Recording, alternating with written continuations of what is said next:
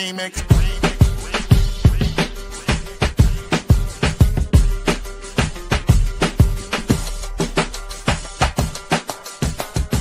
Remix. Remix. Remix.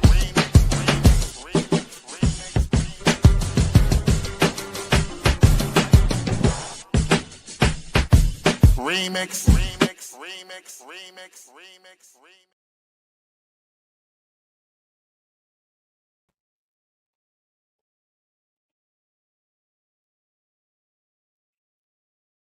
Well, good morning, everyone. Welcome to the Remix Morning Show.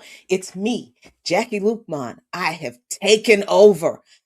I started to start you off with some Slipknot or some Deftones or some Bad Brains, but I hadn't had my coffee yet, so I'm not going to do that to you today.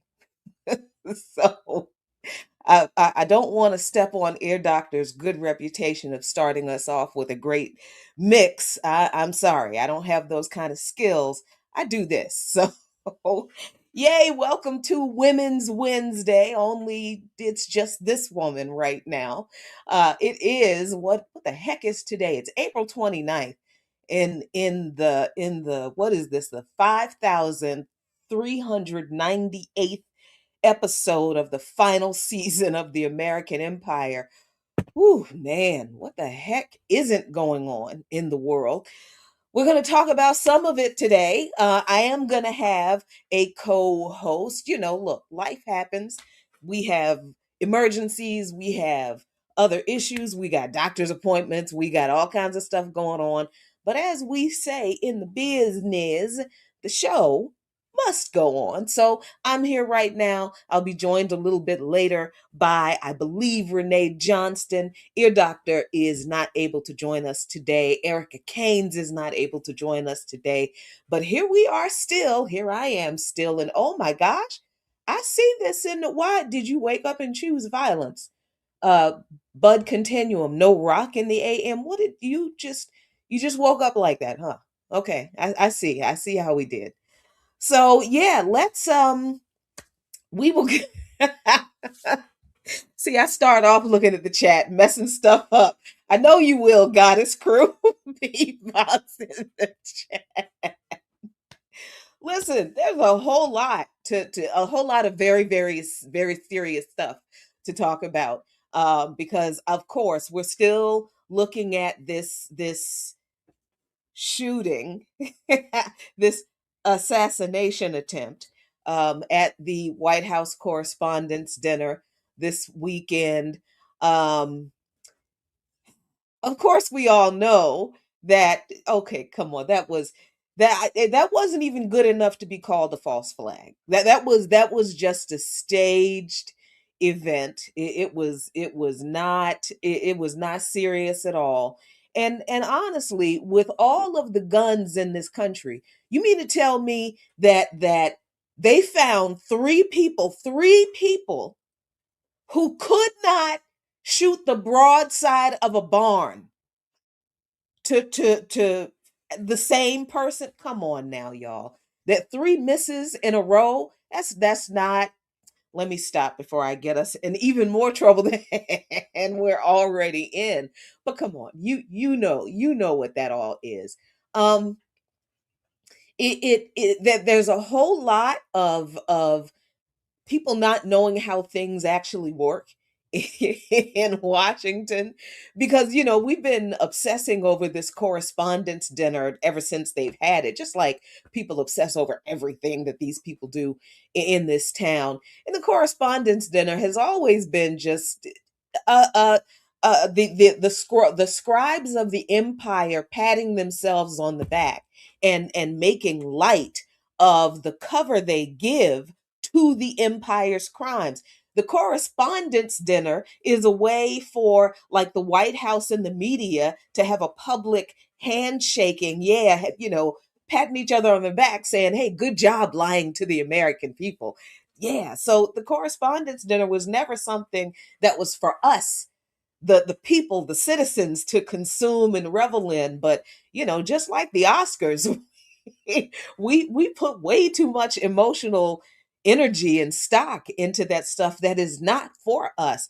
And just like the, what is it called, the Grammys and all that stuff ain't for us. I don't know why we get so excited about it. But the as far as I know, the correspondence dinner was not held at the White House. I don't think previously. So this idea that this man who he tore down a part of the White House in order to build a ballroom, and then saying that, see, we need the ballroom because if we had the ballroom, we could have had a secure place to have the correspondence dinner. And this is also coming from a guy who has never attended the correspondence dinner before. Never. Not when he was president the first time. He has been invited, he has never attended. All of a sudden, after he destroys a part of the White House, is stopped by a federal judge from building his ballroom. Now there's an incident at the White House Correspondents' Dinner that never happened before. Never. There were never any kind of security incidents of this kind of nature before at the Correspondents' Dinner. I mean, all of a sudden now security is non-existent, it's lax. You got folks attending the Correspondents' Dinner who are members of this regime being caught on camera saying, well, damn, I mean, it's like there's no security here at all. They're not even Secret Service anymore. And this has never been a situation before with the Correspondents' Dinner. um so all of this outrage that is trying to be drummed up by this fake incident that was absolutely staged, because none of this made sense. The so-called manifesto or Facebook post or whatever it was this person allegedly posted, or sent to his family or whatever, that's fake as mess.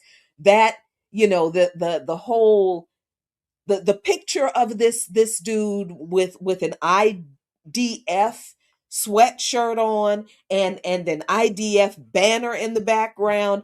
I None of this makes sense. None of it. The fact that the people in the correspondence dinner, some of those folks were sitting there finishing their day. So it didn't look like anybody in the room was really that concerned about a real active shooter. Because dude sat at that table and kept eating his food. One of the women was like, you know what? If I couldn't have my meal, because they hadn't even served dinner yet. And she's like, you know what? I ain't come all the way out here to deal with this crazy man and this bullshit. I'm at least gonna get some good wine. So she snagged a few bottles of wine off the table. There were people sitting at their table still finishing their drinks, like, well, if this is happening, I want to be witness to it. Nobody was really concerned about. And was it me? Did he not have a shirt on when they arrested him? What the hell is you got, what's her name? Erica Kirk whining. Well, yeah, all those kids that Charlie Kirk, your husband, harassed, and all of the queer and trans and immigrant people and Black people who are being detained and deported and arrested and harassed and assaulted. We all just want to go home too, ho. As a matter of fact, we want you to go home, stay there, never come out, never to be heard from again. That's what we would like. We want you to go home too, Erica Kirk, and don't come out again. That's what we want. We agree. We want you to go home too and stay there. So this whole thing, it is obviously another fake attack that was staged, or I should say, a staged attack by this regime, to get to drum up public sympathy for something that they know is absolute bullshit, is quote unquote illegal. I have no sympathy for the White House construction, the White House building. I personally do not care. But that man really did tear down the part of the White House. And all of his supporters and friends, everybody who is all pro Constitution and America and the symbols of America, they're crickets, crickets, crickets. So, I'm all for the hypocrisy of the ideology of this place being exposed by this man's, um where else was he going to go with the ideology and the policies and the real American culture? Where else was he going to go with it but the fascism that has always been slowly being coalesced by more and more extreme conservative right wing politicians, the rise of the Tea Party, the Freedom Caucus Republicans, the takeover of Congress, the Tea Party in the midterms, all of that.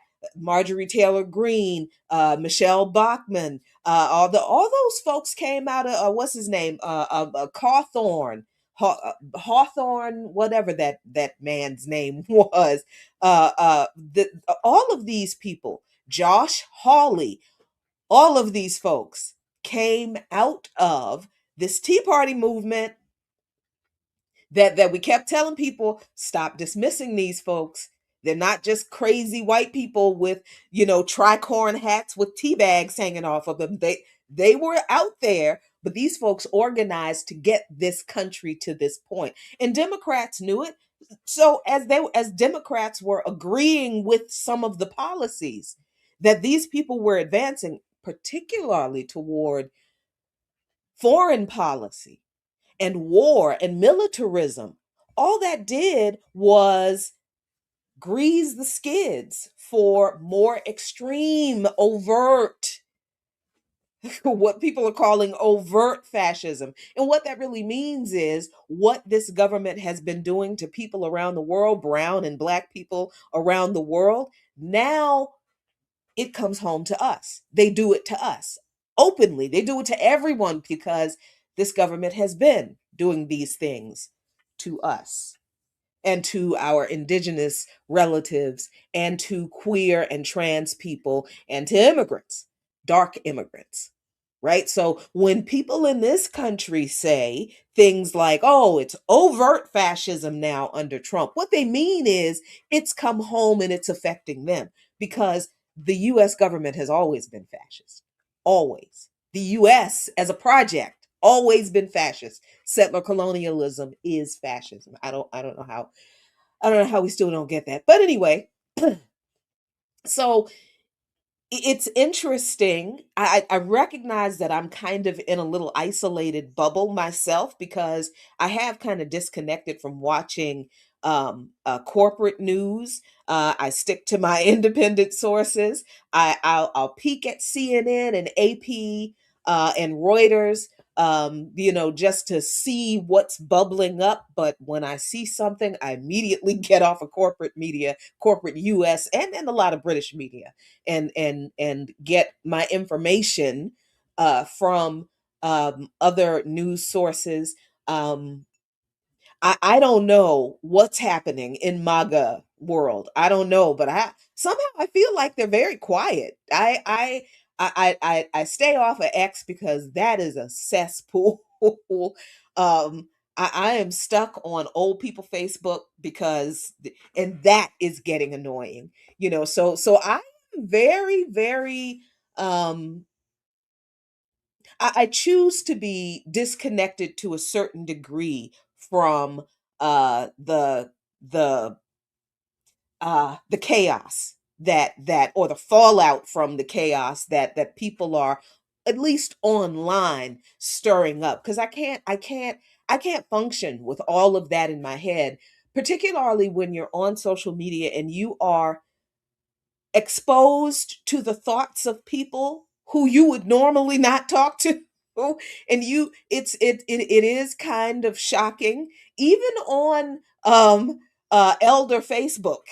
Yes, the elder social media. Even on the elder social media, you got a lot of old white Christian nationals who love that joint and who love finding you and trolling you. So you're still, kind of exposed to these people who you would not want to talk to otherwise. And after a while, there's only so much ignoring these people who are chasing you down on the socials to do. So I gotta keep my sanity while I'm getting through all this other stuff.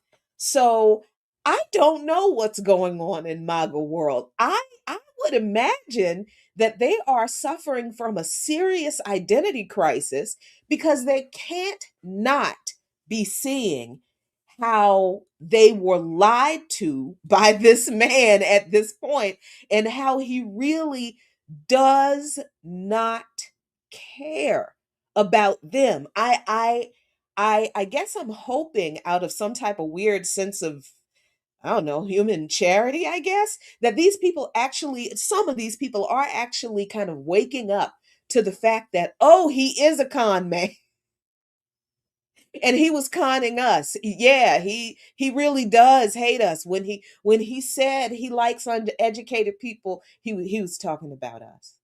I hope they're having that realization. Um, Although I realize that a lot of people are not, but it's got to be pretty painful, and pretty embarrassing to realize that you fell for the grift this hard and this long, and now what are you going to do? What can you do? It's like it's being MAGA right now has got to be like, people who are faced with leaving a cult. The people who realize, wait a minute now, this is the third time in a row it was a near miss. Something doesn't look right. And none of the optics here look right. And none of this makes sense now. And this is all he's orchestrating this as he is continuing a war against Iran, and an aggression against Iran, because a war is an equal side kind of thing, right? So this isn't, and the United States is not equal to Iran in regard to military strategy, in regard to ethics, even in warfare, in regard to resilience, not even in regard to morality. But this was a U.S., an unprovoked U.S. aggression against Iran on behalf of Israel, but also because Trump just wants to steal the oil. But, he's doing a solid for Israel. Israel is also a part of the deal. At the same time that he is also backing forces to destabilize the AES by carrying out arms sales through the UAE to Sudan, to the RSF forces in Sudan, which is causing another unimaginable humanitarian crisis. And then there is the repeated ceasefire violations that Israel is being allowed to commit, where they displaced more than 1 million people in Lebanon, and getting their asses kicked still by Iran and Hezbollah, and the Houthis. I, so now the Zionists are creeping away. Trump is trying to creep away, but he can't. So this whole uh, uh, staged shooting at the correspondence dinner, at the White House correspondence dinner, that has never been at the White House, because, oh, by the way, the ballroom that he wants to build would not be big enough to fit the White House Correspondents' Dinner in it. That's why the White House Correspondents' Dinner has never been held at the because it's too many people to. So this whole thing, people are saying, well, he did this, he staged this so he can get approval for his ballroom. I don't know if I entirely buy that. I think this is another way for him to create an off ramp to try to get people to sort of forget about the disaster, the quagmire he has allowed Pete Hegseth to create in Iran. Because at the same, all this is going on, and Pete Hegseth is just invited Kid Rock, yes, that Kid Rock, to address select members of the military at the Pentagon. I, Kid Rock wasn't even a good rapper. Y'all dapped that fool up way too much. And now he is what? How, why? What the? So all of this ridiculousness going on at the same time that the ICE raids are still happening. The detention centers are being filled to capacity. Empty warehouses are still being bought undercover by the Department of Homeland Security. What else is happening? Good grief. So, he is also threatening to launch an attack against Cuba. He's still manipulating Venezuela, still holding Maduro and Flores hostage, while he's technically holding Delcy Rodriguez hostage too, cooking up an attack against Nicaragua. All of this is going on at the same time.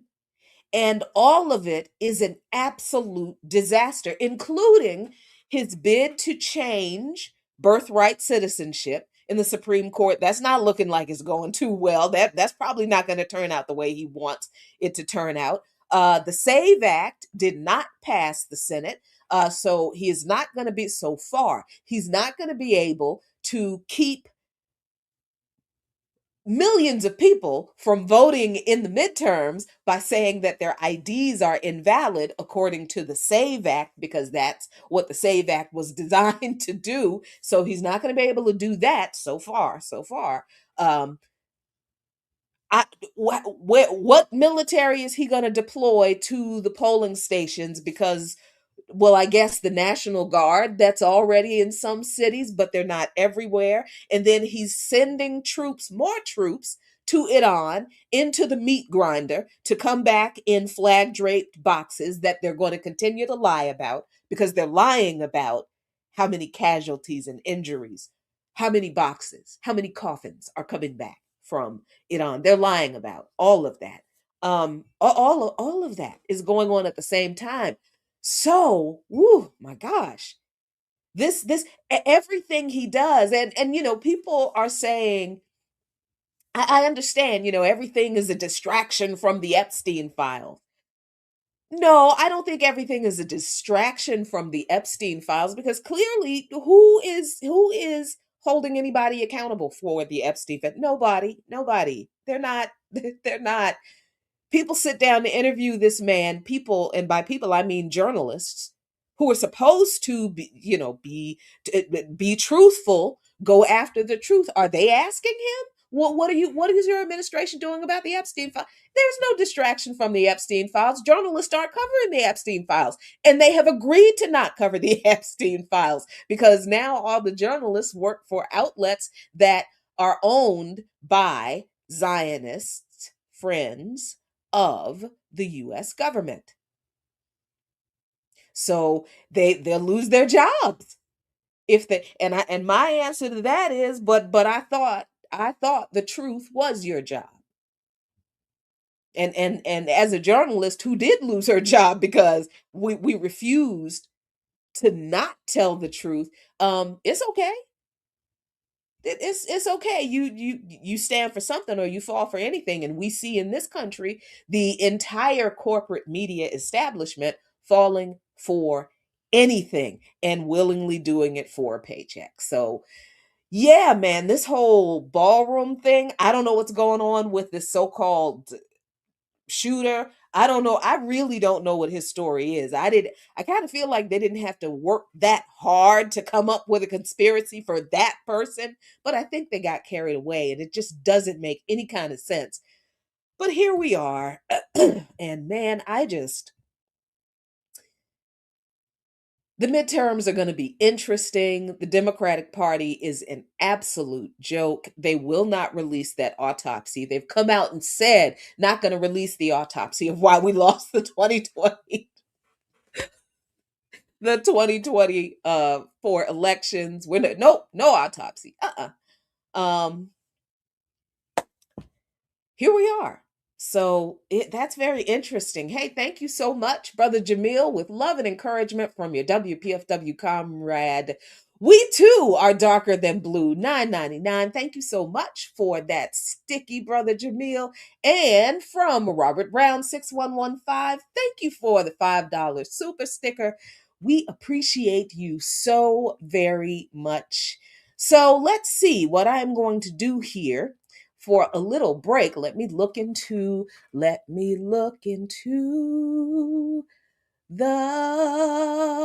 video clips. Okay, this is a little bit of an older one. So let's just do a quick little break and then I'll be back on the Remix Morning Show, Women's Wednesday, with me, Jackie Lukman. Soon I'll be joined by a friend. Staggering, the gathering, possessed by a pattern that be scattering.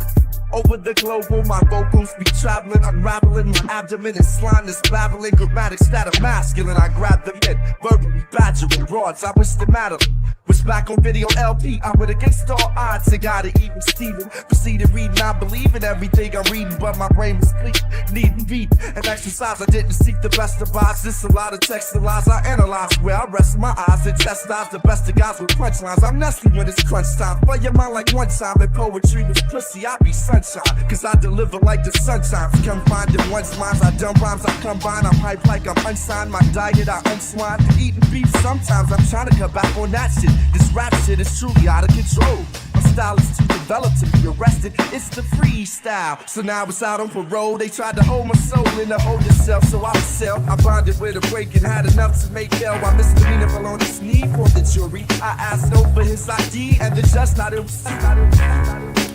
Once again, welcome out, y'all. This is no other than the Remix Morning Show. I go by the name of the Air Doctor. I'm here to rock you. So let's keep it moving right here, right now.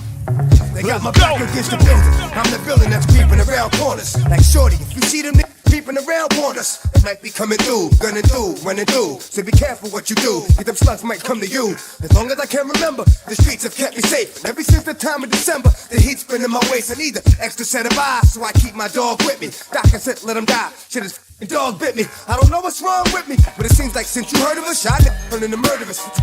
The third of us, if you still against me, and want to see me in the box, grilling me all crazy. When you see me in the locks, leave you red like fox. Now, funny about that, I see you up in the coma. It ain't coming about that. You hold on for too long, and ain't pulling the plug on you. I'm gonna put that joint myself and dump another slug on you. I rock rough and stuff with my Afro punks. Rock on what your man say. I rock rough and stuff with my Afro punks. Rock on what your man say. I rock on with my pants off cause it's a must. It's the lady of rage still kicking up dust. So let me loosen up my bra strap. And let me boost her with my raw rap. Cause I'ma break it down to the nitty gritty one time. When it comes to the lyrics I get busy with mine. Busy as a beaver, you best believe her. This grand diva's running ish with the speed of a cheetah. Me the lyrical murderer. I'm serving them like 2 scoops of chocolate. Check out how I rock it. I'm the one that's throwing bolos. You better roll a rolo to find out I'm the #1 solo. The capital R-A, now kick it to the G-E. I bring the things to light, but you still can't see me. I flow like the monthly, you can't cramp my style. For those that tried to punk me, here's a pamphlet child. We out of here. Remix Morning Show. We be back tomorrow. Peace. Well, yes, we will after this whole show. Welcome back to the Remix Morning Show. It's me, Jackie Lukeman.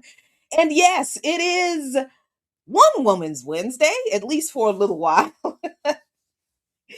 Hope you all are having a good morning. The show goes on regardless of what life throws at us. Look at the resiliency of the African. Look at us doing the thing even when everything around us is falling apart. Well, no, not falling apart. I actually don't think that of this moment in time. I think that instead of everything falling apart, the empire is doing what all empires do, and that's collapse under its own ego, arrogance, and hubris. Things are bad. Things are bad here, but we always have to remember in the metropole, we get the almost um, after effects of what has been done, what the empire has done to people in the colonies for much longer than we understand. So, yes, we have certainly been the victims of the settler colonial violence that started this empire. Absolutely. But they have indoctrinated us so completely that we don't connect the beginning of this place with what is now we are living in, I believe, the end of this place. But please understand, the end of this place does not mean the end of humanity, right? The end of an empire doesn't mean the end of people. It doesn't mean the end of community. It doesn't mean the end of you and me. It just means that where we are, how we govern ourselves, what we will be as a nation is a different thing.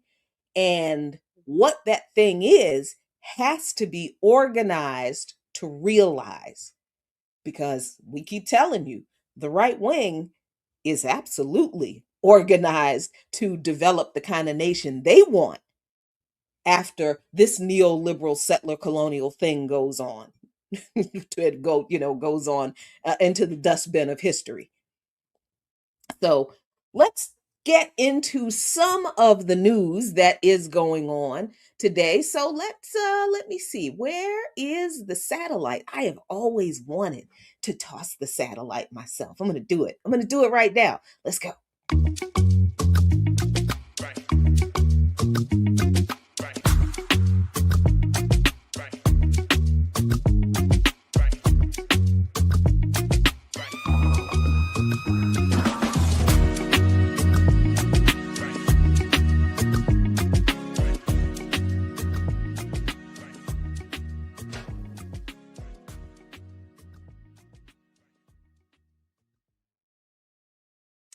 Oh, that was exciting.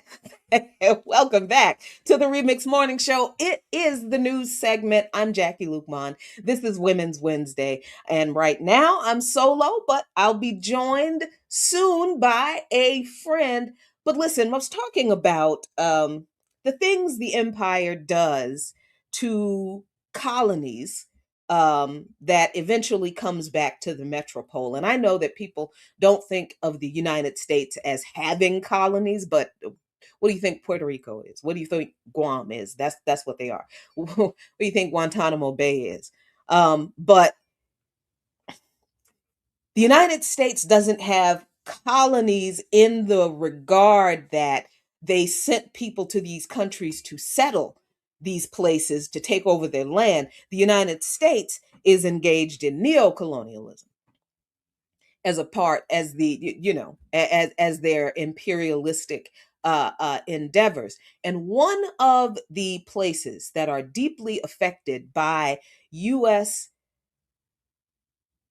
Zionist policy, is Sudan, and something that is going on and has been going on for a long time is manifesting or creating yet another incredibly horrific humanitarian crisis that is absolutely on the verge of genocide in southern Sudan. Nearly 8 million people in South Sudan are at risk of acute hunger. Aid agencies warn that time is running out to avoid an irreversible humanitarian catastrophe. This picture's caption says around 700,000 children in South Sudan are at risk of dying due to hunger. Nearly 8 million people in South Sudan are at risk of acute hunger as conflict and displacement worsen an already dire humanitarian crisis, according to a United Nations report.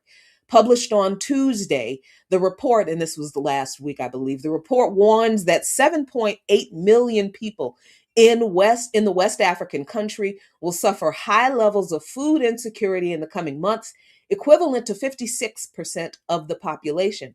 The Food and Agriculture Organization, World Food Program, and the United Nations Children's Fund, otherwise known as UNICEF, have called on the international community to take immediate action to prevent what they describe as an irreversible humanitarian catastrophe. The report states that the number of children aged between 6 months and 5 years old who are suffering from acute malnutrition has risen by 100,000 over the past 6 months to a total of 2.2 million. It estimates that 700,000 children are at grave risk of dying. Many nutritional services in South Sudan have been damaged or closed due to ongoing fighting, driving up the number of people at risk of acute malnutrition. Meanwhile, supply shortages and inadequate funding have reduced access to life-saving treatment. Excuse me, the humanitarian crisis in South Sudan, the world's youngest country, is being fueled by ethnic conflict, climate change, and the spillover of fighting from neighboring Sudan, following which it broke following a referendum in 2011. The country's worsening economic crisis has further compounded the situation. South Sudan remains one of the poorest countries in the world. In recent months, fears have grown that the nation could return to all-out civil war. More than 7 years after a peace agreement in 2018 ostensibly ended fighting that led to the deaths of nearly 400 people, heavy clashes between the state army, the South Sudan People's Defense Forces, and opposition groups have intensified in recent months. So this issue is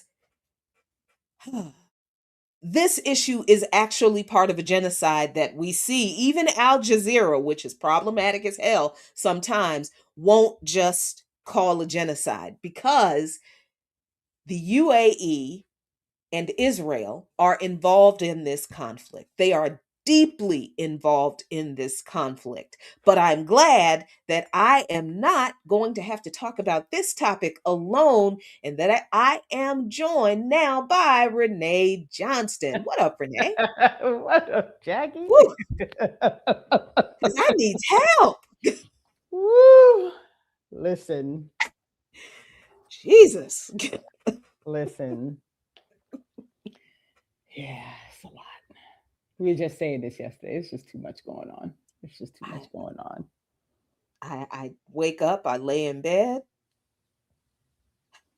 and I'm like, oh, we're still here. We're still here. We're Okay, still then. here.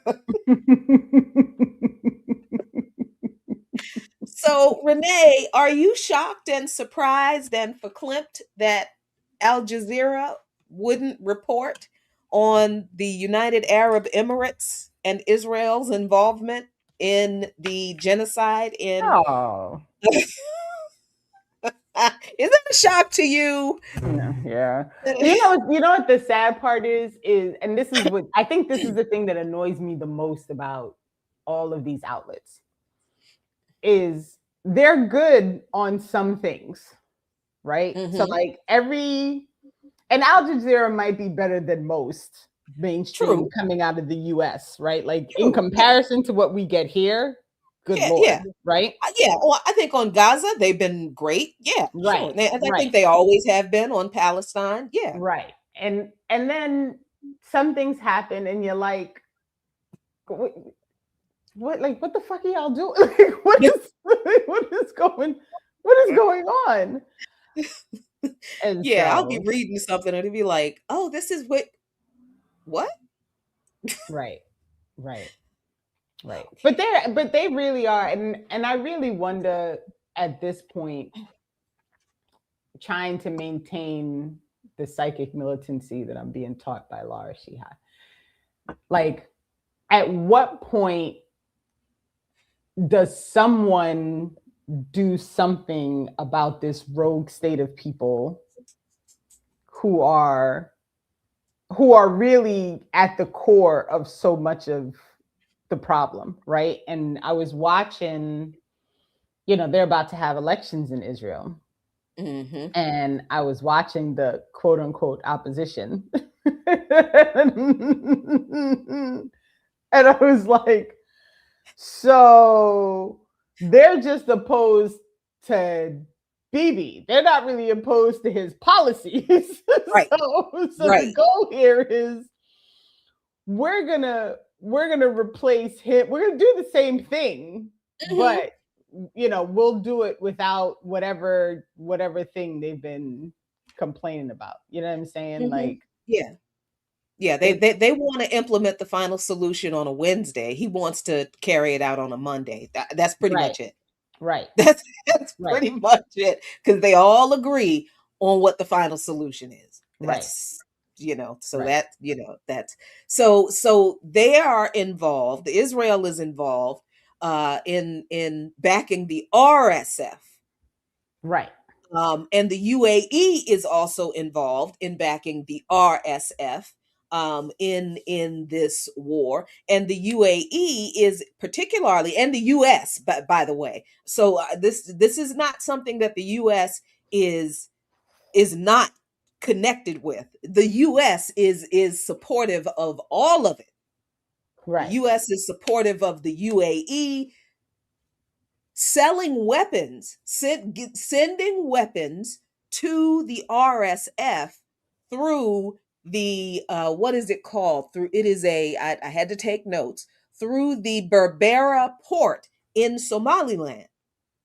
Oh, the Somaliland that Israel just declared was That its own separate state. That Somaliland. that's Yeah. right. The Somaliland that broke off from Sudan and almost immediately recognized Israel. Right. And then Right. the UAE comes in and well, the UAE has been using the port of Berbera in Somaliland for a while, shipping arms to the RSF. Mm. Sudan, though, normalized relations with Israel during the Abraham Accords. Right. And that was what, 2019? That sounds Yeah. right. Yeah. So now Israel is recognizing not Sudan, but Somaliland. Because even in the midst of the genocide, Somaliland was like, yeah, we still recognize. Yes, we do. Right. So and oh, this is something I just found out. The United Kingdom, oh, and because that's connected to another story on the run sheet. The United Kingdom also benefits, and the United States gets its cut from the UAE, selling arms to the RSF through Somaliland. The US It's all always. Well, they always make sure that they get their cut. Yeah, So. and up front and after the conflict ends, with access to those minerals and resources and the exploitation of those people, right? So let's be clear. This is the same game, same imperialist game that has always been played Right. by these pigs. So the United Kingdom is also involved in this because the United Kingdom also profits from from the United Arab Emirates, shipping arms to the RSF through the port of Berbera in Somaliland. How does the UK do that? Because they own a stake in the port. Mm. So, ladies and gentlemen, folks, when we see, I just couldn't believe I was reading this last night, and I didn't make the connection last night. Where did it go? Uh-oh. No, not that one. Hmm? I think we've got a wrong link here. But when we see King Charles, and I don't like calling that man king. Chuck. Uh-huh. Let me see. I'm pulling up. Here we go. So when we see the king of the UK, the king of the United Kingdom, the first modern empire in the Right. 19th century, not the first empire, but the first modern empire in the 19th century. Oh, come on, CNN. I Good. can't stand it. It's so annoying. I hate these people. So when you see this, here we go. King Charles, honored at a state dinner, gives remarks at a joint meeting of Congress. Only the second time a British monarch has done that. And he talked about the kinship between the U.S. and the U.K. And he pushed back on several issues that Trump has sparred with Britain over in the past several months. No, he didn't. This was a visit by two leaders of empires. One, a former empire that still has a lot of neo-colonial power and influence in the former colonies. Right. One leader of an empire trying to make up with another leader of an empire. Right. That's it. So they don't mess up their money. Right. Because the monarchy and the government of the UK, while they may not like the way Trump is doing things, and they don't like the things he are saying about the things he is saying about European countries and NATO countries, they don't like that stuff, but they know they need the US. They know they Right. need the US to not mess up their money. Right. Because they're Right. still in these deals with the US government, regardless of who is the head of the US government. So as much as they hate Trump, and at this point, they probably do. A little bit. A little bit. Because it's not that he doesn't believe the same things he does. He doesn't do things the way they do things Right. to make the evil things they do look less evil. Right. Or quieter. Like just Yes. do it quietly. Why you have to be Yeah. so loud about it? Yeah, they Right. put the veneer of proprietary, or not proprietary, what is it, dignified, decorum, and they put they put the rules and the etiquette over the evil, Right. and he doesn't do that Right. because he has no etiquette. None. Zero. Zero etiquette. And if And the this is British why aristocracy- Canada is also so problematic, is Mhm. because they are still a territory of the UK. They're still part of the monarchy.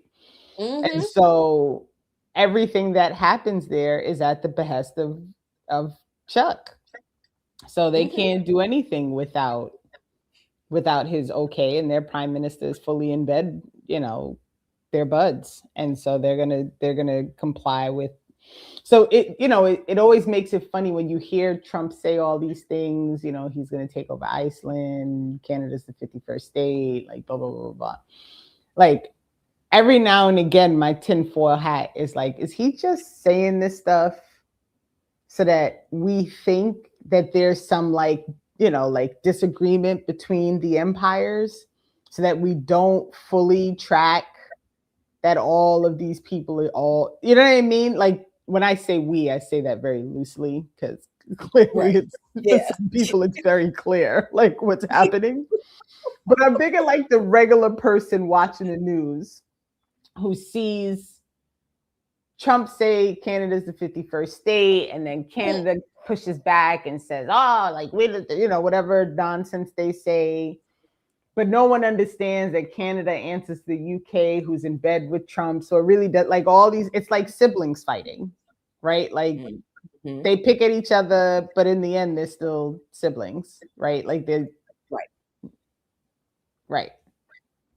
Mm-hmm. We and captured, y'all. We captured. and it's like when you see all these things happening together, and it's like, what? None of this is a coincidence. All of it is connected. Like, these people, the British and the French, they've been talking a big game, talking about Trump, and he's crazy, and just coming out saying negative things about him. But when we look at the relationship between the countries, between the governments, that's those relationships are not going to change. Right. Those people do not want the relationships to change because they all benefit Yep. financially Right. from the exploitation of African resources. Yep. The neo-colonization of Africa is just as beneficial to the empire and the former empires as the first colonization, the original scramble for Africa was. So this we need to stop paying attention to this, this little infighting in the empire that folks are doing. Prince Charles, whatever his Charles bringing his ass all the way to Washington D.C. is the British government telling him, you need to go and press upon that man that he's not going to mess up our money. We're not going to let him. Right. And that's all that is. And all of this stuff, we need to understand that whenever we hear about Israel and the United Arab Emirates, first of all, whenever you hear Israel doing anything, the United Arab Emirates is involved, the US is involved, and the 100%. UK is involved all of the time. All of the time. So there's nothing the UAE can do that looks halfway decent that takes away their complicity in all of this expanding genocide, this Nazi state of Israel, backed by the US and the UAE, are carrying out.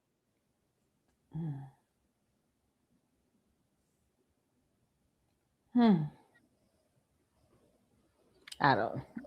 Y'all, just so you know, because I know my little screen is up, Jackie and I were literally making the same face and shaking our heads the same way at the same time. You just couldn't see me doing it. So just so you know. It just, and the wild thing is like,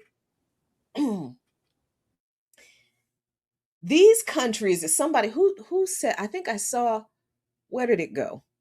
Yeah, Chichi Matcha, thank you so much. UK has zero resources. They cannot survive the way their settler spawn can. No oil, no minerals, no food. Everything has to be shipped. That exactly. And France, right, in regard to energy, is the same way. Now, France can grow its own food because it's a multi-climate country. But Canada, not so much. No. Canada is cold. So I mean, and the UK, that also largely cold, not a lot of fertile ground to grow a lot of food to feed an entire country. Just it's and their crops are not, their soil is not amenable to growing everything, right? So they do have to ship a lot. They have to import a lot of food. Right. Um, and that's why BDS against South Africa worked so well in South Africa, in the UK. My countries are swirling around in my head. That's why BDS against South Africa worked so well in the UK, because the UK received a lot of food imports From from South South Africa. Africa. So it was very impactful for the UK government to have British citizens going into a grocery store, filling their carts with imported food from the UK, taking it to the register, having them ring everything up, and then saying, "Oh, all of these things are imported from South Africa. I don't support apartheid," and then walk out of the store. And Right. they did, thousands of people did this, and they did that to show how much money was being lost to supporting Right. A death apartheid South state. Africa. Right.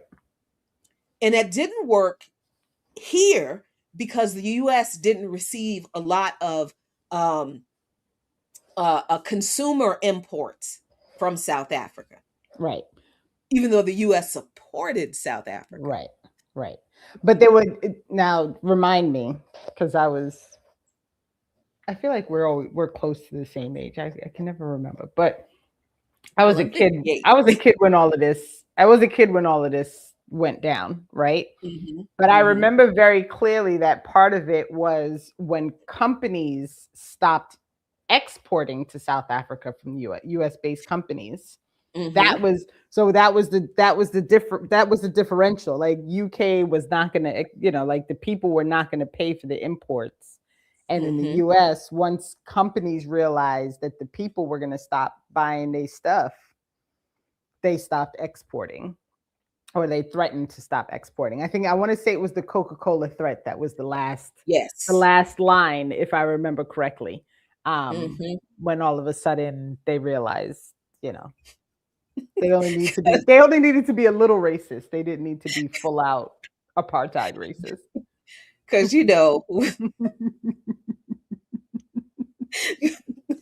Listen, a little racism goes a long way, Jackie.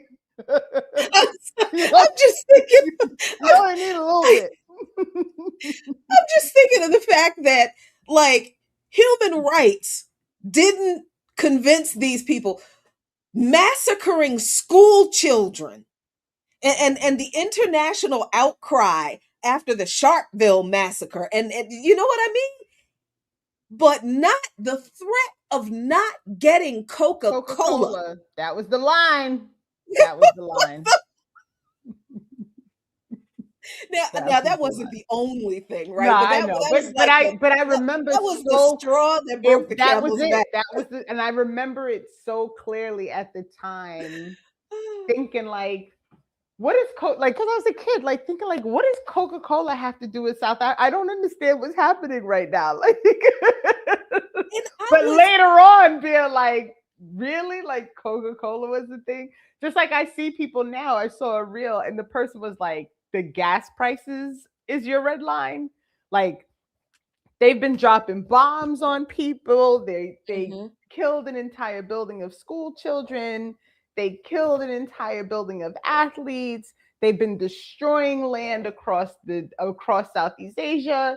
They've been mhm. killing reporters, killing ambulance drivers, killing doctors. But the gas price is where you have like, are we serious right now? And so, yeah, Yeah. yeah, And the way I think that we have been having the conversation with people, at least online, and I have to remember myself, I have to remind myself, Renee, that online is not a real world. Oh, it's so yeah. It's like it's it, it's a whole thing. Hmm. it can be helpful like now, right? Like this is great. I love doing this. And I love the people we get to talk to, and I love interacting with the people. Y'all solid, y'all cool, but y'all know what's the rest of that. Y'all know what's out there on those internet streets, you know. So I have to remind myself that so much of this stuff on the internet is just not real. It's not. So I have to be careful not to conflate internet consensus with real life. But that's getting more and more difficult because people aren't really engaging with real life, Right. right? Because I feel like the way I see people um almost go down like a hierarchy of why you should be concerned about a genocide. Right? Right. Trying to get people to care. And first you say, "Oh, this is ethnic cleansing." Well, ethnic cleansing is horrifying, right? And you would think that people would be like, "Oh, that's terrible. That's well, no, people." No, So then that wasn't enough.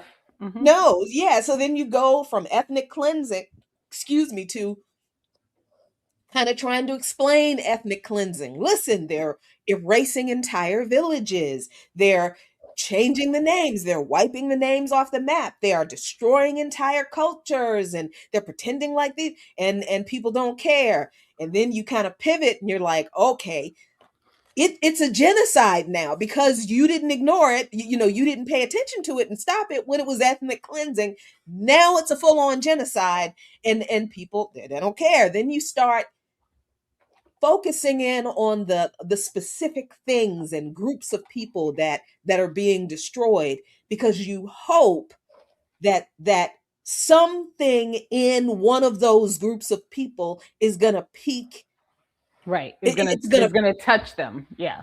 yeah, it's going to prick people's compassion. Okay, people don't care about the genocide of an entire group of people. All right, maybe people will be concerned if hospitals are destroyed and, sick people are killed. Oh, Right. they don't care about that? Oh, well, maybe they care about people being burned alive in tents. Oh, they don't care about that? Uh uh children. Look at all the children that have been children. Oh, you don't Yeah. care about children? Cats. Look at all of the animals killed by the Oh, you don't give a shit about the animals either? But I wonder because if it's the one thing mofos in this country will lose their minds over, it is the pets. Has anyone reported on the pets? Maybe the pets is the way to do it, Jack. Like I'm not, I know People I'm la- have. but are people talking about the pets? No, that's the See, thing. I saw a few posts again online, not it, but I haven't with the people I've talked to, nobody saying anything about, we got to start the talking about the pets, Jackie. I guess so. I got to start telling people, the Zionists are running around snatching babies from dogs and cats after that were forced into labor by the bombing. And There then you they go. throw the babies and then they kill the mommy dogs and cat. I guess There that's you going to go. work That's 'cause good. Maybe. I mean, there's a whole online community saving cats and stuff. Like, wasn't there a whole documentary series about solving murders because the person killed a cat? Like, wasn't that? yes, don't fuck with cats on That was Netflix. it. Yes. Yes. I watched that joint and I'm like, yeah, man, don't fuck with cats in this country. Oh But man. it is unnerving in a way that I'm not used to, I think. Knowing that I live in a country with that there is still this level of just individual depravity. And Yeah. I do think that not having basic fucking compassion bad, for man. another human life is depravity. That's not, I agree. you I know, agree. that's sociopathy. That is serial killer shit. Yep. Yep. And I should know. And I like my serial killer shows. listen, look, girl, my son be like, "Why are you watching this stuff?" I'm like, "Because it's great." I'm It like, is, and I look at the cops looking like assholes. They don't even know what's going on. This is hysterical. Come on now.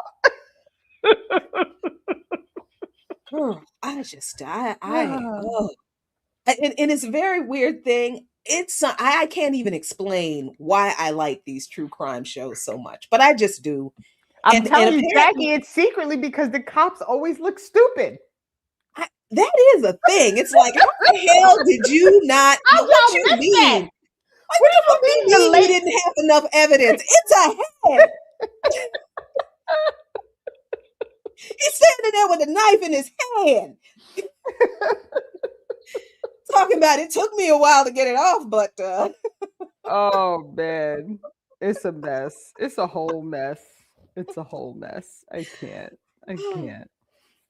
but you know what, Renee?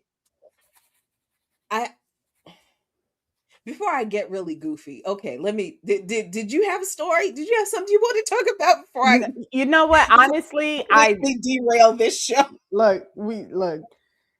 The, I feel like sometimes too, like we need this little bit of levity because I'm not a believer in the whole like joy is resistance thing, but I do believe that you need to laugh sometimes to get through these fucking days. Like look, there is no surviving if you can't find a little bit of peace in your brain to get through the day. So people will survive the levity.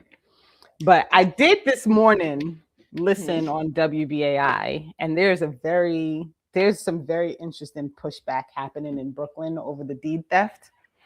And I don't know if you've heard about any of these stories, but I'm gonna have to track this lady down who was on WBAI this morning because it was very, very interesting. Some of the things she was talking about, like some of the ways that this deed theft is happening. But there's a story out of Brooklyn, and I don't have the story pulled up or anything, but they were talking about it because it's been on the news, and it was people coming out to try and prevent her being displaced from her home that got Che Osei arrested. And her house that her father bought in like the 1940s for whatever tens of thousands of dollars is worth $4.5 million right now. 4.5 million with an M, million dollars. And this is why they're coming after it. This is why. And yes, Monty, I know Betty Davis has also been doing this work. The young lady who was on this morning, her name was Angelina Byers. So y'all know how I get once I start trying to figure some stuff out. I'm about to track her down to see what information I can get. Well, it just so happened because we did hear about. I heard about this, and I heard about it through an email from Betty Davis and an interview that Margaret Kimberly did for Black Agenda Radio on the 24th. And this is on blackagendareport.com. And she talked to a lady named Evangeline of the People's Coalition to Stop Deed Theft. I wonder if that's the organization. I think it's the same organization. Yep.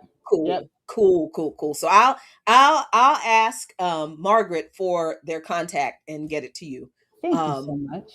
So for that, so I'm gonna drop this in the chat for y'all so you can have this interview. But yes, so this thing, it is a pretty big deal, and actually, I'm gonna give Mamdani his props for what he credit he deserves. So this is Mamdani's response to this deed theft, to the whole thing. Right.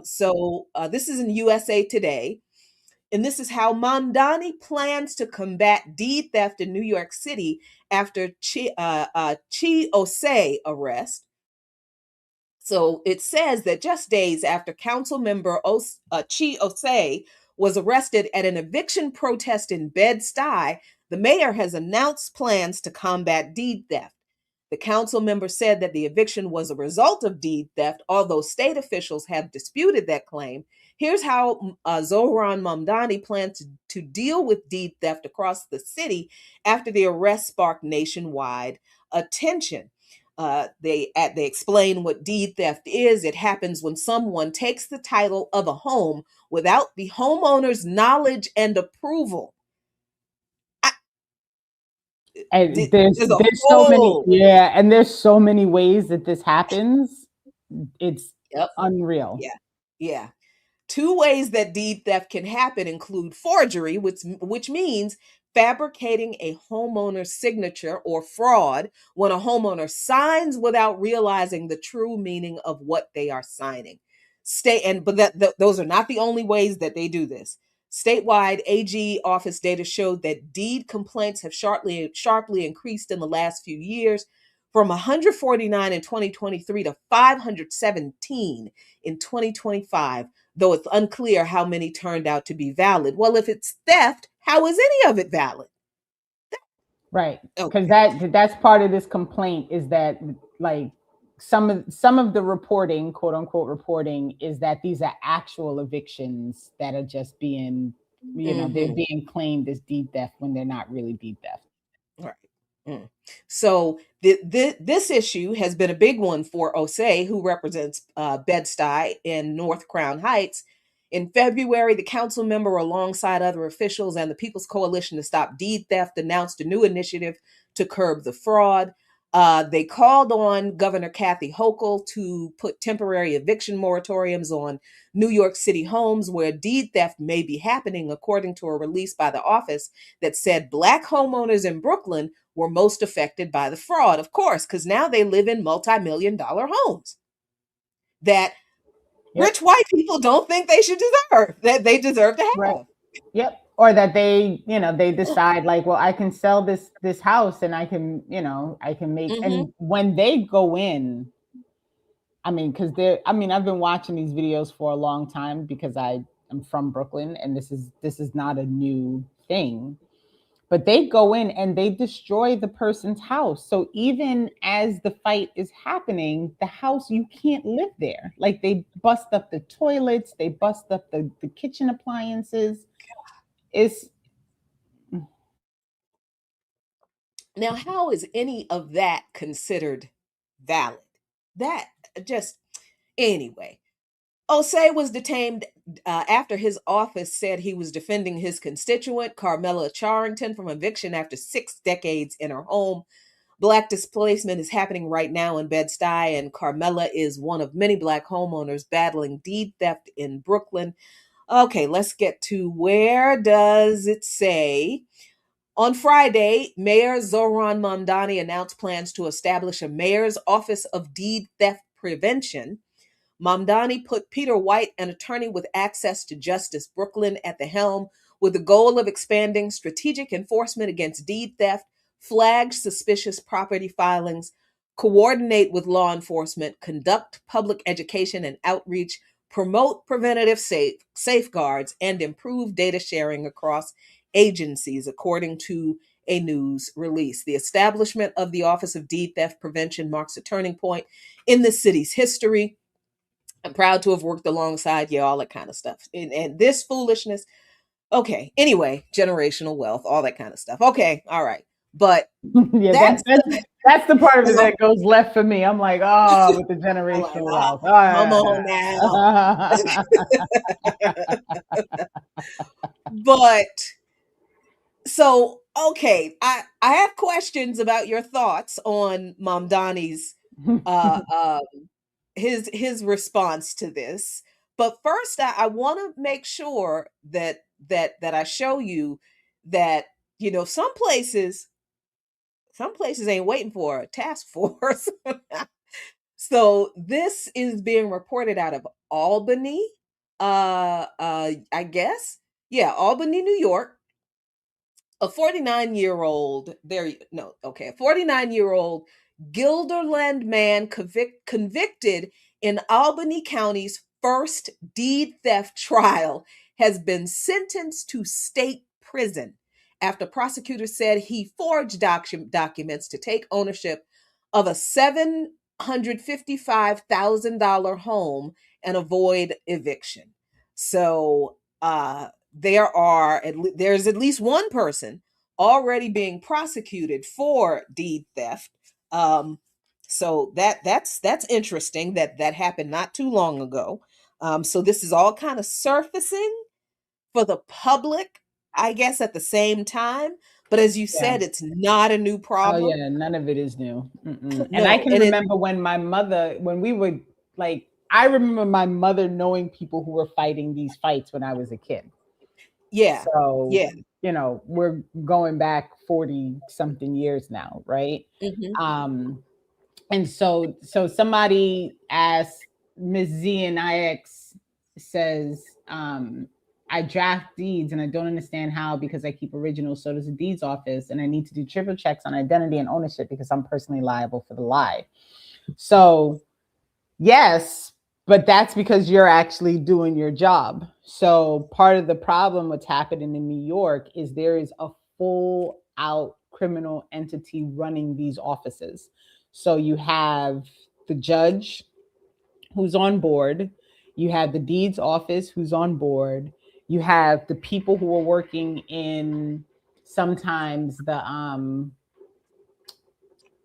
like the oil and gas company offices for billing, because what they'll do is there'll be this quote unquote outstanding bill for some water or gas bill that was never paid, that's in the thousands of dollars. And now the gas company puts a lien on the house for this bill that the owner has never been notified of.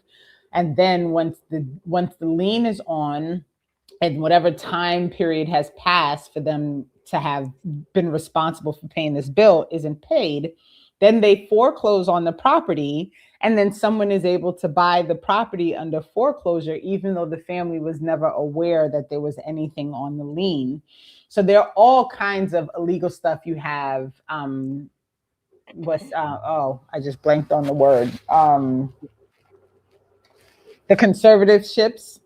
You have elders who are wards of the court, and then you have these criminal entities that are selling off their property even though they're not supposed to, but because they are technically they are the person by court order.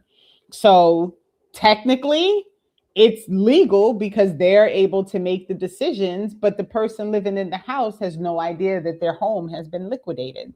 Then you have issues of families whoever passed and gave the house, passed the house on to whatever family members. You have one family member who's greedy or an asshole or doesn't like the other family member, so they agree to sell the home. So there are all these things that happen. And when you have all the quote unquote legal entities in bed with the criminals who are stealing the property, there is no, but that's not supposed to happen, because the judge is there going along with it because they've already taken their bribes to go along with it. And you saw in this latest case, like, that anybody can be arrested at an eviction in New York City. The police are not supposed to participate in these things. Like, they're literally not even supposed to be there. And so all of this is happening, and you have police showing up with these people who are stealing people's homes and preventing the homeowner from going into the house while someone else goes in and destroys their property. So all these things, all of this stuff, it's wild. It's wild. That But sounds Sudeep, like you are not wrong. that, But you were that's about what to say it. that's You were exact- about to say it. because that was like, hold up. How does that like Gaza? How this Yep. sound like Lebanon? How this sound like the Nakba? What the Yep.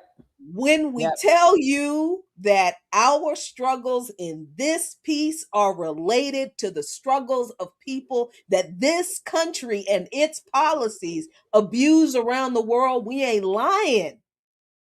This is exact.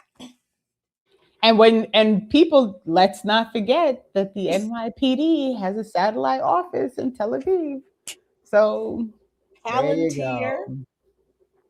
Shot Spotter, uh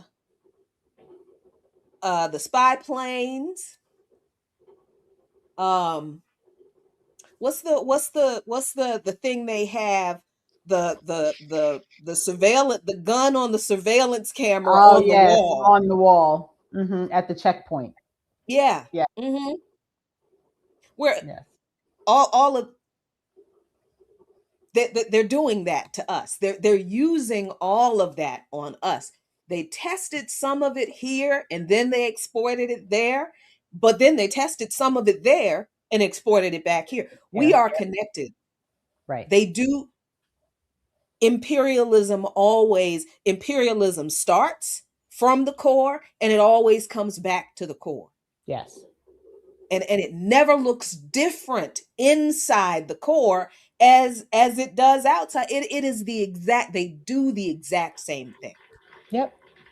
Yep. And in the end, it's always regular, poor, working people who suffer. Hmm. Always.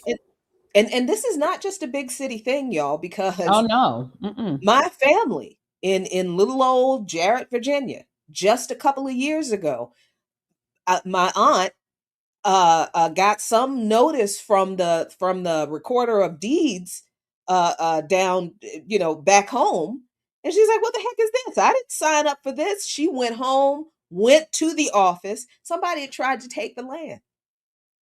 Somebody, so she That is had to. crazy. She has my aunt is.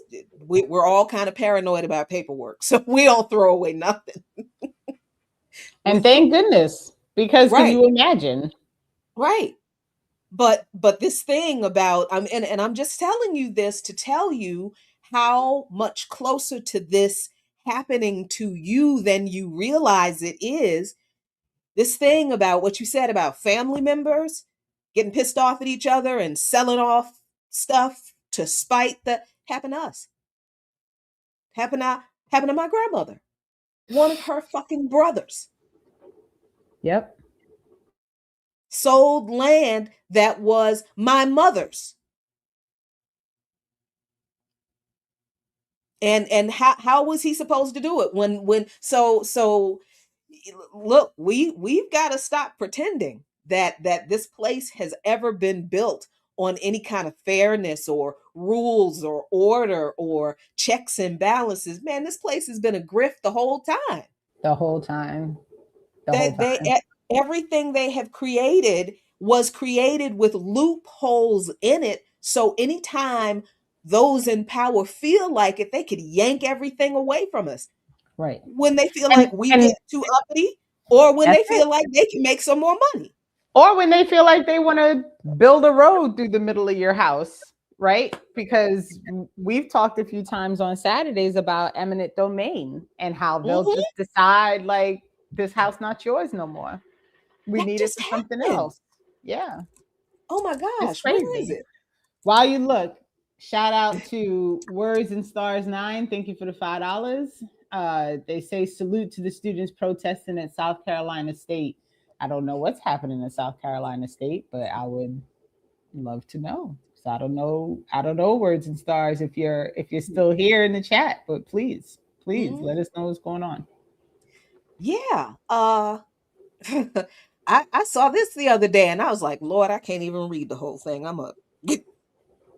I might throw this computer out of the window, and I paid too much for this doggone thing. Georgia is, speaking of eminent domain. If you think this is something that is not still done in this country, Georgia is letting a railroad seize land a black family has owned for 100 years. Descendants of enslaved people are fighting an attempt to use eminent domain to carve a spur through one of Georgia's largest Black-owned farms.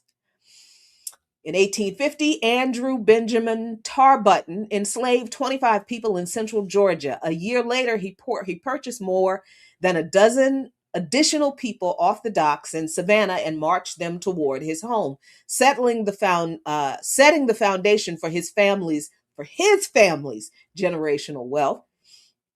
4 generations later, a railroad company owned by one of his descendants, is using eminent domain to seize land of poor farmers, including descendants of enslaved people, not too far from where his family's fortune started. Do I need to read that again for you to get how Listen, the descendants of the former slave owners came and are suing and have won to take the land of the descendants of the enslaved people who were near his family's plantation. So you know damn well those people are probably some of the descendants of his family's enslaved people. Whew. In 2024, the Georgia Public Service Commission granted the Tarbutton-owned Sandersville Railroad Company eminent domain authority, allowing it to seize private property for what they claim is a public use, to build a rail spur to haul gravel from a quarry. I'm sure they can build it somewhere around them, but no, they won't do that. The landowners filed a petition for judicial review of the PSC's decision in Fulton County Superior Court. That appeal has been moving through the courts for the past 2 years. In February 2025, the Fulton County Superior Court affirmed the PSC's decision, but kept a pause on construction in place while the case proceeded toward further review in the Georgia Court of Appeals. In a 30-minute hearing on February 18th, the 3-judge panel of the Georgia Court of Appeals heard oral arguments from attorneys representing both parties and the Georgia Public Service Commission. As the petition continues to move forward, it will determine whether the railroad moves forward or stalls. The families in the railroad's path said they see this as another instance in a pattern of extraction that has defined this corner of Georgia since before the Civil War. One of the land parcels in question is among the largest continuous plots owned by a Black family in Georgia. It was purchased over 100 years ago by the Smith family, descendants of enslaved people who worked the same soil. This happens to be Black History Month, and we were looking at our culture and our heritage and how his grandparents and great-grandparents got this land, said Diane Smith, a member of the Smith family. We're fighting against a man whose wealth came from slavery.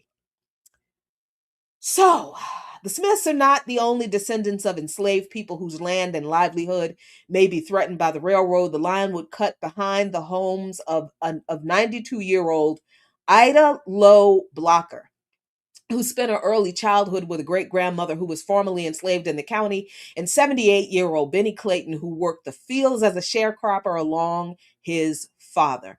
We are poor people here in Sparta, said Janet Smith, Diane's sister-in-law, who helped build a small farm business on this family's 600-acre property with her husband, Mark. Sparta, the city where the fight is taking place, is the second poorest and third blackest town of over 1,000 people in all of Georgia.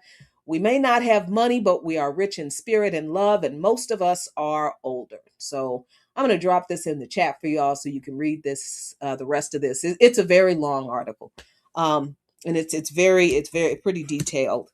But this is this America, y'all. This America. Call. She said,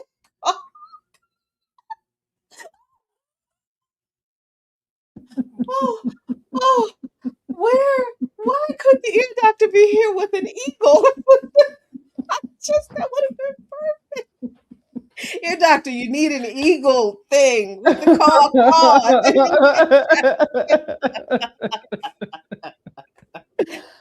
Oh man. on.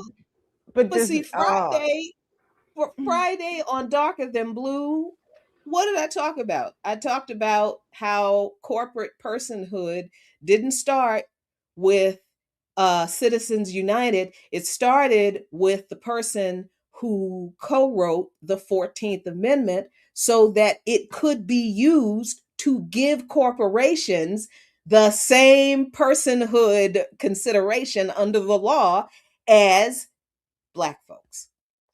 So, but really, it was created, that loophole was so that we would never be allowed to have full personhood under the law because corporations are given more consideration for personhood than we are. But now the we is all of you. All of you just talked right, about this. right. It's wild. It's some wild stuff. It's some wild stuff. Feed me Seymour. Just know I always joke when I say America. America's not a place. It's literally not a place. It doesn't exist. So no worries. Well, I America. The Yeah, Americas. yeah, The the Americas. Americas. Yeah, Yes, absolutely. The are a United thing. States, this joint is Yes. not a place. But This but is I mean, not, like when people say like I'm an American, no, you're I'm not. like, what's an American? There is no Right. America. That place does not exist. So Right. this is the ongoing Yeah. argument with people. Makes sense. Yeah. So I think I agree. Makes sense. yeah. Shout out to Ashley A. Rob. We realize showing up to the city council is futile, so we use it for theater and messaging. Ashley cracks me up. A comma has an alter ego named Jen Triffier. Who shows up to Gentrifier. Jen. Oh, Jen.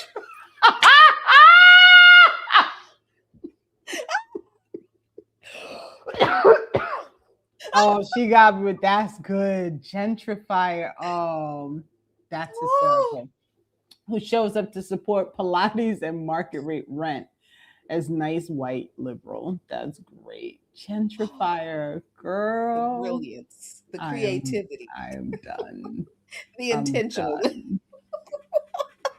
I'm done. Done.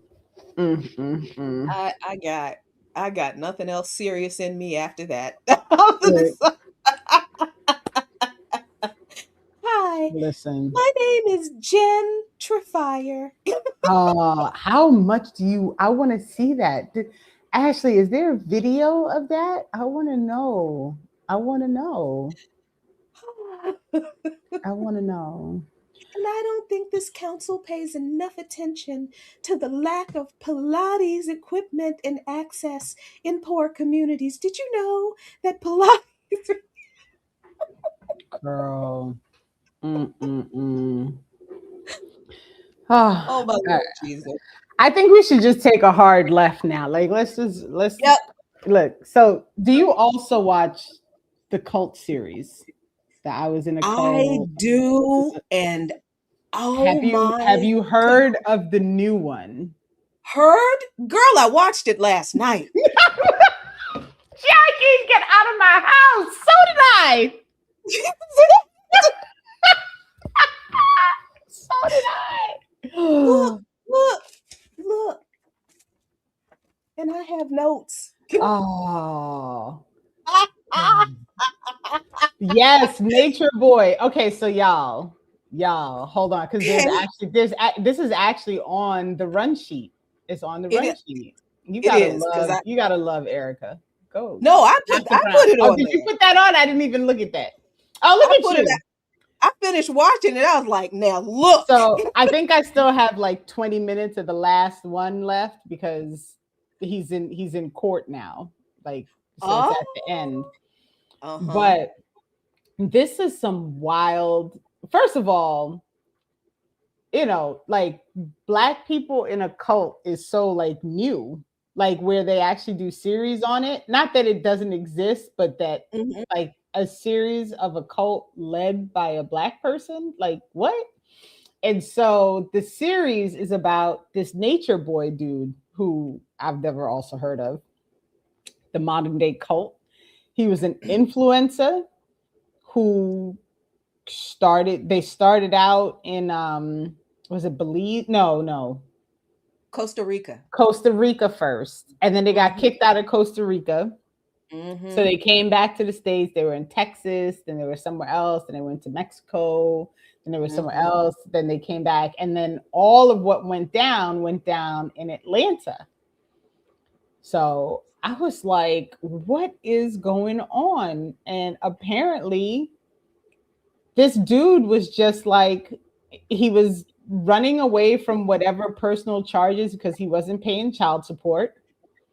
He became an influencer.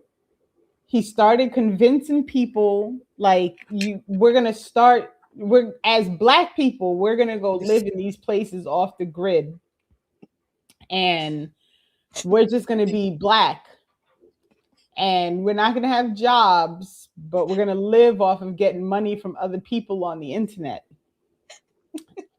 And, man, this whole story, I was like, what in the hell is going on? What is happening? But it's literally a cult that started because he was an influencer on Instagram. Like that's how this started. He was a social media mogul. And but then okay, I knew who Nature Boy was because I somebody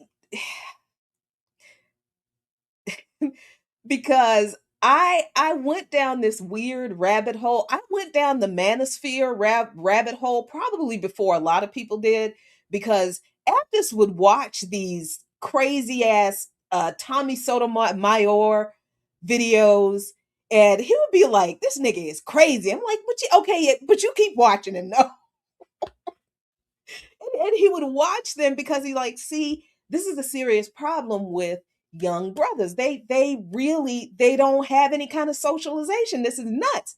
So that guy, Nature Boy, comes out of that kind of that kind Okay. of weird black men manosphere that did exist. Like it's not as big and as influential, I guess, as the manosphere, the incel culture, whatever they call themselves today. But there was definitely a corner of the internet where there was a lot of content about, from black men that was either hyper spiritual, any kind of spiritual, but then and it would be kind of intriguing, but then it would kind of devolve into denigrating other people who, non-black folks, queer folks, women, and then there were kind of offshoots of those things.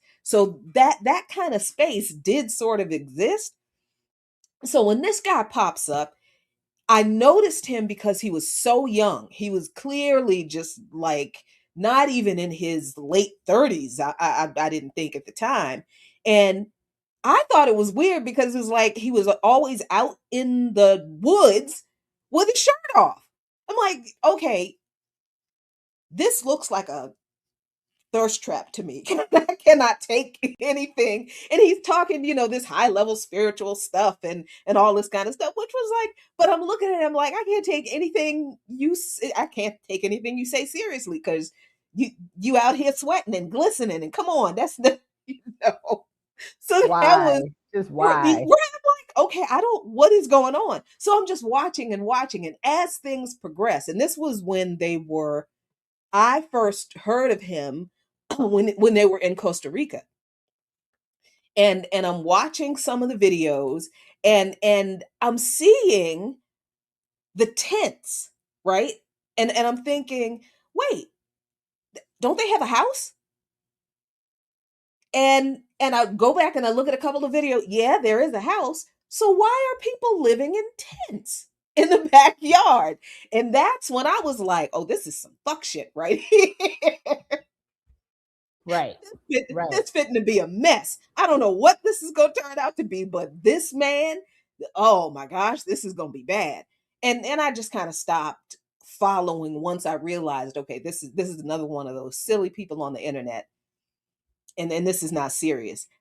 So I ignored that. I had no idea that it went that far. Yeah, I mean, the stories are wild. And someone in the chat was like, I don't understand how people fall for this. But I do, because we, especially now, when you are living in some wild ass times and people are looking for an escape, like they're looking for how do I get to a place where I don't feel like this all the time? And people have to remember that these cults, like, you get there and things at first seem not so abnormal, right? It's after a little while that you're like, huh, I don't know about this what's going on here. But then you're in, right? Like then you're there. And then now, and like for this particular place, now you can't leave. Like he was, like people were escaping in them. Like you have to escape from Scientology. Escape in Right. the middle of the night without anybody paying attention, like hoping nobody notices. So listen, like I would love to believe that, like, I would never get caught up in these things, but I think it is very easy, especially if you're looking for something to do, to belong to join, to be a part of, so that you can feel like you're doing something, right, that you're searching for internally. It is very easy to get fooled by these things. Very, very easy, in my opinion. And, you know, it's just rough. Like Dre says this, and I don't disagree with this. So Dre said, we are in a pseudo cult when you figure we are all forced to, and some willing to accept what is right now, being a citizen of our society right now, and always has been a cult and cult adjacent. And it's true. And I feel like the difference is, are you in a cult that's harmful to you? Or are you part of a cult that's at least trying to like help you do some things? Because there's some orgs out there that I side eye for real. Like, no, Look here. I don't know about this. But people are doing stuff, they're getting things done. No one seems like they're being harmed. Like, okay, well, So, and you know what, Ed Spiritus, you're right. You cannot spell culture without cult.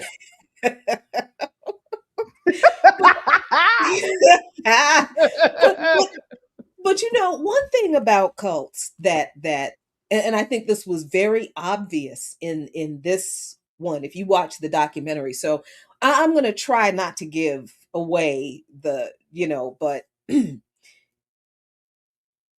went exactly where you think it did. So it's a cult. Yeah. They all go the same way. So just because they black don't mean it didn't go that way. It went the same way. So everybody who got sucked into this was young. Yes. Everybody. All of Yes. them. They were, under 30, way under 30. These were like 21, 19. One girl was 17, I think. 19, 20, 21, 22-year-olds, 23-year-olds. And they were talking about how each of them always felt, well, the ones that they interviewed, each of them felt isolated, alone, different somehow from their community, even felt different and kind of like the black sheep of their families. So they felt like they didn't belong. And then they were also these were also very young people living through the George Floyd phenomenon, the public lynching of George Floyd and all of that. And so we don't know really where their consciousness was before that, or if that was a thing, because it was so nationwide, right? If they were affected by that and COVID. Well, COVID Right. came later, but you know what I mean? So because they all also said that that Nature Boy's message appealed to them because he was saying that he had a utopia for Black people, that where he had for them was a place for them to escape the hell that they were living in the United States, right? Yep. And look, that makes sense. I get the appeal of that. I totally understand the appeal of that. But the problems obviously are when you're young and you haven't really seen much of the world and you don't really understand anything about the rest of the world outside of this place, you don't understand that there's nowhere in the world you can go. Right. Right? Outside Right. that you sorry. So there's and then to know that there's nowhere in the world you can go as an African person in a world that has been engaged in anti-colonial struggle, a third world, a global south that's been engaged in anti-colonial struggle for centuries. That there's nowhere the African can go in the world where we're not subjected to or privy to the same kinds of degradations from the ruling class in that place, because imperialism has touched everywhere, right? Right. So there's that, and not having that knowledge as a young person, a very young person. Right. But then there's also um believing in the idea of individual freedom and liberation over uplifting the whole community, right? And I think because they were young, the the desire for their discomfort, which is why a lot of young people who feel disconnected from society, or they escape in some way, they rebel in some way. This to me, for folks getting into this, for some of these young people getting into this, was very much like a kind of a teenage or an early adulthood rebellion from this racist society that they were living in and grew up in.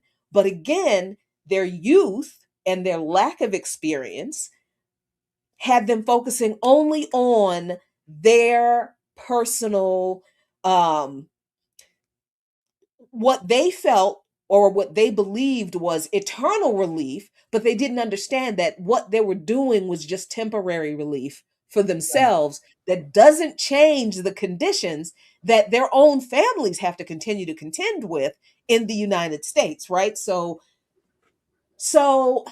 I can see how someone who feels disconnected, feels isolated, feels unheard, unseen, and feels afraid and disempowered hears from somebody not that much older than them, which should have been the third Mm, red flag. mm.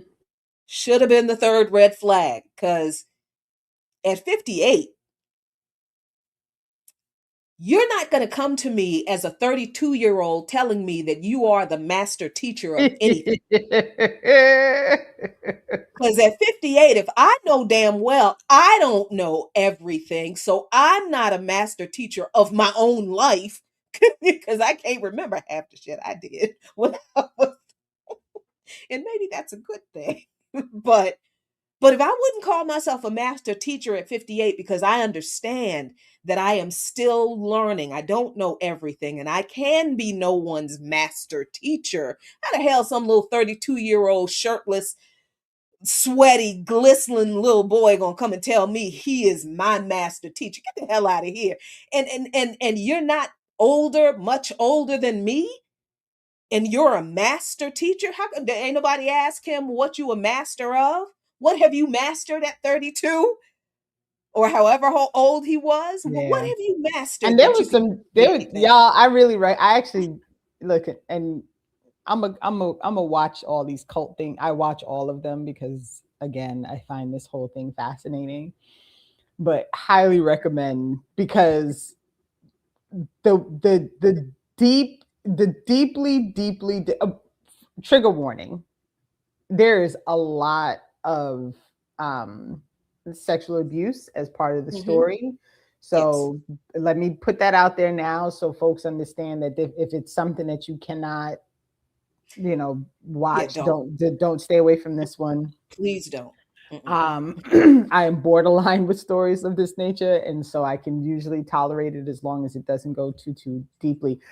But what it turns out is so much of what was happening was like, I think this was the thing that bothered me the most. So much of what was happening was being presented on the internet, like live streaming the abuse of other people, and people just watching. Like you're on Instagram watching someone completely dehumanize another person and sending likes and sending these people money. Mm-hmm. So that's the part of it that I'm like, we are, and this is where I struggle as an abolitionist, right? Because there are clearly some people with some deeply disturbing problems in the world, right? Like clearly these people exist. And there does need to be something in society that protects other people from these people. Right now, the system that's set up now simply does not work and does not do that and does not serve any purpose as far as that goes. And what I always try to tell people is my belief is that if you don't have a system that is built to just completely criminalize people for being poor, then you can actually treat and separate people who need to be treated and separated because there's the ability to do that because your focus is actually on the safety of community, right? Now that's my theory on it. I don't have the magic plan for it, but I always want people to understand when we're having these conversations that I am not unaware that there are crazy people that exist, right? And I use that word loosely. I know people take issue with it, but there are people who exist who seek to harm other people because it makes them feel good to harm other people. That's problematic, right? Mm-hmm. And Mm-hmm. so, this the deep drop that in part occurred, I believe, is because people were paying him to treat people this way.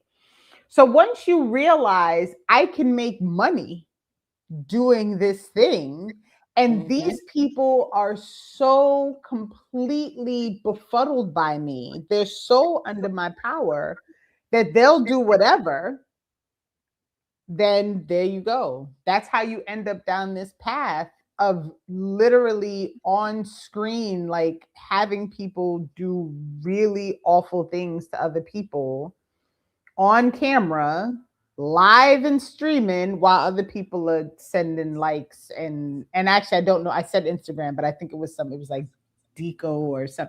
It was some other live streaming thing that they were using. Yeah. And I It can't wasn't remember actually the name Instagram, because I but had never heard of it before. I'd never heard of it either. Ego or something like that. I think it's Ego, Bigo. yeah. Yeah. Um, craziness, craziness. Hmm. And the whole thing, and I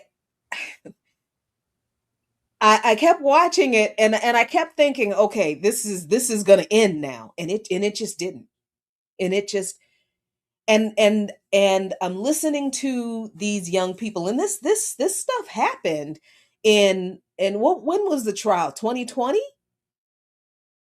No, it had to be No, after because no, they got 2024. arrested in Hawaii because they were breaking the COVID rules. Right. That's right. Yes, That's this it. was Yeah. So 2024. I think the Yes, trial was actually like in 2024. that If sounds I right. but yeah, but I mean, so this stuff has just like come out. This was just it was Right, just exposed and went through, and the people who were in this cult, it was really difficult to watch them look at themselves be yes, indoctrinated by this man. yes, I felt so awful for them seeing for the first time because they, for some reason, I guess in order to survive this ordeal, they had to kind of block out the fact that he was live streaming everything. right, and Every making everything, but they everything. never saw what he posted because he controlled everything. So when they finally saw that he had posted videos of the assaults, just the watching them have to deal with that. I that kind of thing is the example, I think, of the danger of social media and also um another result of the anti-intellectualism in this country because that, and I'm not saying that that folks get into cults because they're stupid. No, people lack the requisite critical thinking skills to look at this kind of content and make the decisions. Okay, if I do this, what's going to happen? This man is on this video saying I'm the master teacher. How old is he? He's not much older than me. What has he mastered? What is he a master teacher of? When you can't ask these questions because you are not conditioned to, you're not indoctrinated to think for yourself, to ask questions, to doubt, and that doubt is okay. That it's okay to ask questions. That's not Yep. how we're raised in this country. No, not at all. Not We're at all. indoctrinated to obey, and it doesn't matter what situation we are in, we have to break ourselves out of that obey authority mode in order to activate our critical thinking skills because we just were not indoctrinated to. And for a lot of us, it doesn't kick in until much later in life. These kids didn't have that chance. I don't think. No, They no. they got they got snowballed by this man, and he knew exactly what he was doing. Oh, 100%. 100%. Yeah, so Well, it's I will woo, not do to you what Air Doctor does. I know you don't know what you're doing on Friday yet. uh-uh. Well, So we'll actually, I sort of do, but do you look, Air Doctor missed out. I know, but in his honor, I'm not gonna tell you till tomorrow. There you go.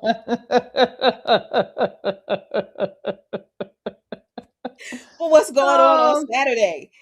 So on Saturday, we are going to have the return of alchemy to talk about dialectic materialism. We're going to Mm, move forward with the next step. I can't even remember where we stopped the last time. So wherever we stopped the last time with his massive list of notes and things, we're going to continue with that process. And then on Saturday, we are also I'm going to be live and in the streets, y'all. ooh, I know we're doing a screening for the documentary Seeds for Liberation. nice. Matthew Solomon has been a guest on the show. They're in Philly actually tomorrow. I don't even know if Air Doctor told you, but Matthew's going to join you all tomorrow to talk about the documentary. Oh, thanks, dear doctor. Okay, yes. So he'll be on. And Jackie, I don't think it's in the document. I don't think it's in the trailer, but you are in the documentary. How the hell does this happen? They're clips from people speaking. And I was, What's happening? Where my I was check? like, there's Jackie. Look, there's Jackie. But this was part of why he asked you if you had time, but stuff was too crazy at the time. Yeah, it was. We did try to crazy. get together, but it was too crazy. Yeah, we could never get. Yeah, that's cool. I appreciate that. That's So nice. there's a quick clip. I was like, "There's Jackie. Look at that." But it has been. Matthew does a very, very good job of pulling out the right parts of his interviews to pull together. So I'm looking forward to it. And for folks who are in either the Philly area or the Jersey area, all the information, or anywhere else, because he's always doing screenings. Like, this is how he gets the movies out, is he does community screening. So also, if you're interested in doing a community screening, you can also sign up on the same website. So nice. That's that. Very nice. Well, thank y'all so much for hanging out with us here on the Remix Morning Show on Women's Wednesday. First it was one Women's Wednesday, and now it's just Women's Wednesday. Thanks so much, Renee, for sliding through today, and thank you all for joining us. We shall be back tomorrow. Until then, peace. Where is it? These buttons. There we go. Peace, y'all. Are you going to let me play the thing? Okay.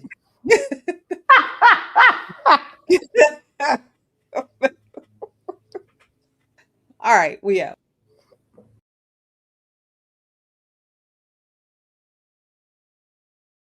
Black Liberation Media is a collective of Black and African organizers, journalists, academics, and media personalities serving Black and African masses seeking to further grow in their understanding of themselves, their histories, and the African world through entertainment and news. Please continue to like, subscribe, and donate to the channel so we can further serve you and liberate our people. You can also go to blkliberationmedia.org, get some merchandise, and also become a Patreon member and a member from the YouTube. Please do what you can, share, and show your love as we will show ours for you. Black Liberation Media.